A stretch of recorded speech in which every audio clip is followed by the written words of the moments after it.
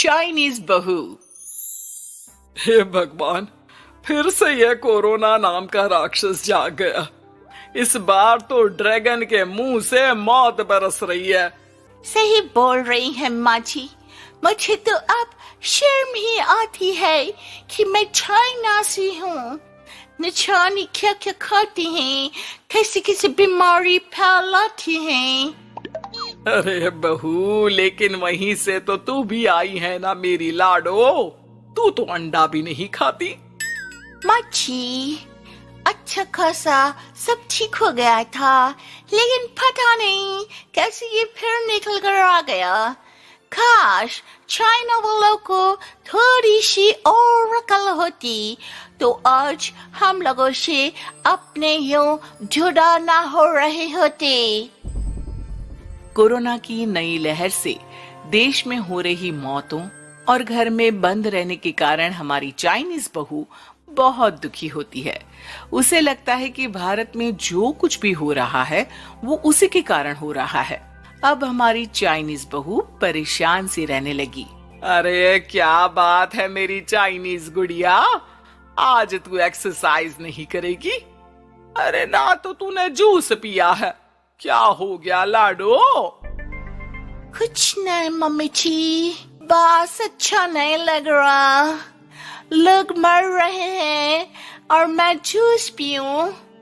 माँ जी, चाइना से आई ये महामारी और मैं भी तो चाइना से ही आई ना। अरे अरे बेटा, ऐसा ना सोच। सास पूरी कोशिश करती कि वो चाइनीज बहू को समझाए कि इस बीमारी के लिए वो खुद को दोषी ना समझे, लेकिन माँ जी, मैं आज खाना नहीं खाऊंगी। आप सबका खाना बना दिया है। मैं कमरे में जा रही हूँ, प्लीज डिस्टर्ब मत करना। सास ने अपनी हंसती खेलती बहू का ये रूप तो कभी देखा नहीं था, लेकिन करती भी तो क्या। अगले दिन सुबह सुबह, अरे ये पूरे घर से स्वादिष्ट खाने की महक आ रही है। ये कौन है जो चाय बनने के वक्त लंच बनाकर तैयार कर रहा है? वो किचन में आती है जहाँ चाइनीज बहू ने शुद्ध वैष्णव खाना तैयार कर रखा था। अरे बहू, सोई नहीं क्या जो इस वक्त इतने प्रकार का खाना बना लिया? हाँ माँ जी, क्या करे, जब दिल में बोझ हो तो नींद नहीं आती। तभी तो मैंने सोचा मैं गरीब और जरूरतमंद लोगों को खाना पहुंचा दूंगी। वो ढेर सारा खाना रोज बनाती और गरीब और बेसहारा लोगों में बांटती। क्या कर रही है बहू? कितने दिनों से देख रही हूँ तू अच्छे से सोती भी नहीं है। क्यों कर रही है लाडो? क्या करूं माँ जी, मेरे देश के लोग जीवन की लड़ाई लड़ रहे हैं और मैं सो जाऊं, मुझसे नहीं होता।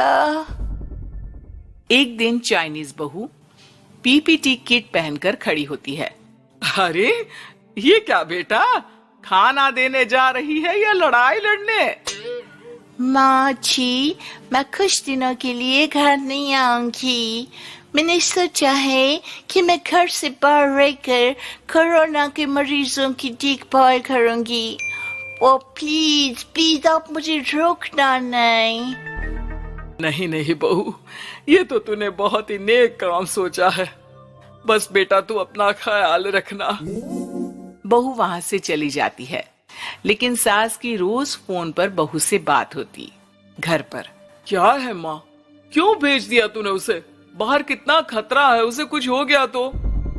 अरे बिल्कुल चिंता न कर, उसने सारे नियम कायदे को फॉलो किया है।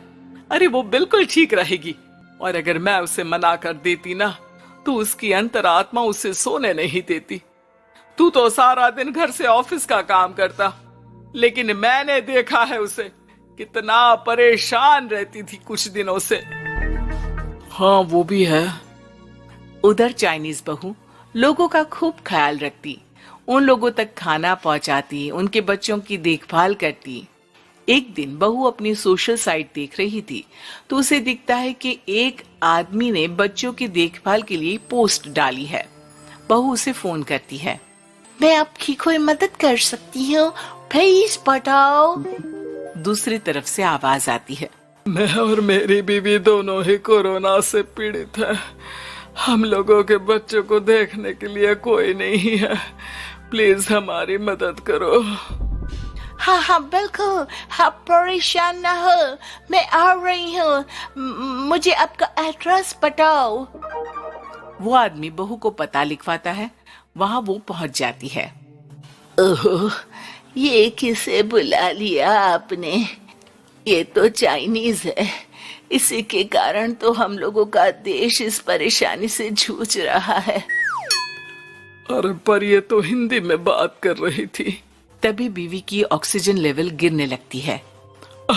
ये क्या हो रहा है? आप टेंशन क्यों ले रहे हैं? जल्दी से इन्हें अस्पताल लेकर जाइए। रुकिए, मैं आपको एक अस्पताल में बेड भी दिला देती हूँ। वो मेरे अंकल का अस्पताल है। चाइनीज बहू फोन पर बात करके उन लोगों को बेड दिलाती है, जहां पति की भी तबीयत खराब हो जाती है और दोनों को बेड दिलाकर बहू घर में बच्चों की पूरी देखभाल करती है। सास का बहू पर फोन आता है। अरे मेरी चाइनीज गुड़िया, कैसी है रे तू? अरे माँ, पीछे की गली में ही हूँ मैं। वो खालिया लोग है ना, उन दोनों हस्बैंड वाइफ को कोरोना हो गया था।